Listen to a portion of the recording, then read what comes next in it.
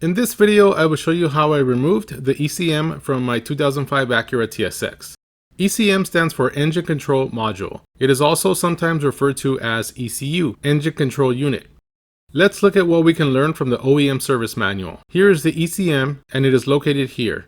There are two triangular panels that you need to remove. They both have plastic clips, but the driver's side panel also has a metal screw. Before you can access the ECM, you'll need to remove these plastic ducts. I'm going to move both seats all the way back to give me working room, and I put a piece of tape here so I know where I had the seats. Let's start at the passenger side. Here is the clip that holds in the triangular panel. Insert a Phillips screwdriver and give it a quarter turn counterclockwise, and it pulls out a tiny bit. The outer ring was moving, so I had to hold it with my finger. Quarter turn. There we go. The rest of the panel is held in by these metal clips. Just reach in from under the panel and pull it out. Pull out on the upper part of the duct and then it will come out. You can see the ECM right here. Give yourself plenty of room by pulling back on the carpeting. Don't be shy. Pull back down here too. Now you have enough room to stick your hands in there. Take a photo of all the connectors so you know the order in case you get confused putting it all back together. Each connector has a tab at the top that you press down before you pull out the connector. Do not pull from the wires because you can damage the harness. This is my second time removing the ECM, so they came out very easily. The first time they were stuck and I had to use my long nose 90-degree needle nose pliers. After you press down on the tab with your finger, if you use pliers, be careful and avoid clamping down on the tab because you may break it. Just grab from the top and bottom parts of the plastic plug and wiggle left and right as you pull it out. Tuck all the connectors down to give you room to pull out the ECM. All you need is a 1/4 inch drive socket wrench with a short 10mm socket. Get your socket in and break the bolt loose. Let's leave it loose and go to the other side. Here we are at the driver's side. There's the panel, there's the plastic clip, and if you look up, there's the screw. Get the screw off with your screwdriver. Here's the plastic clip, 1/4 turn, and it's loose. Pull the panel off, pull the duct out. There's the other side of the ECM.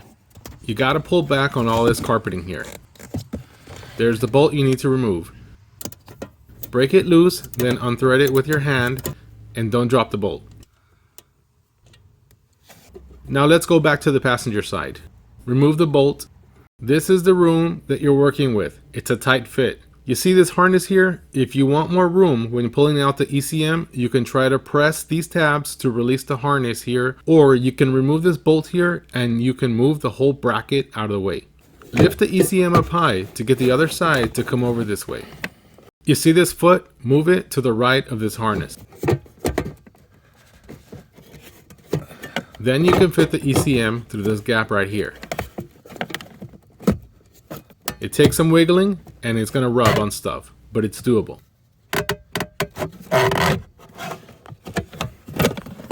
The cover of the box has 4 screws. The circuit board is held down by these 4 screws as well as 1 screw on the side. Alright, now put everything back in reverse. Here are some reminders to help you.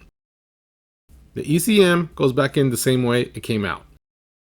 To get the 2 bolts on, hand thread in 1 bolt and leave it loose. Then hand thread in the other bolt. Once you know both bolts are threading in without a problem, then you can tighten them down with a wrench. When you plug in the connectors, make sure that they click in. Here is where the ducts go back in.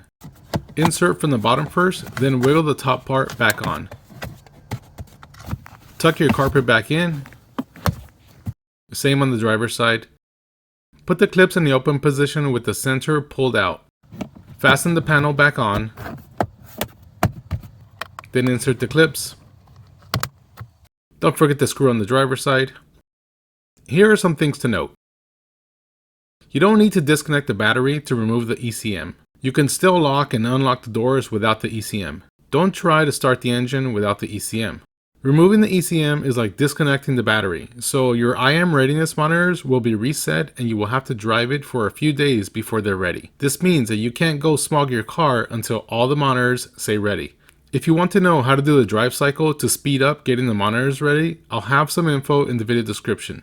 Last thing is that your engine will be running rough on idle at first because it has to do the idle relearn procedure. Just drive it around and after a couple of days your idle should be smooth.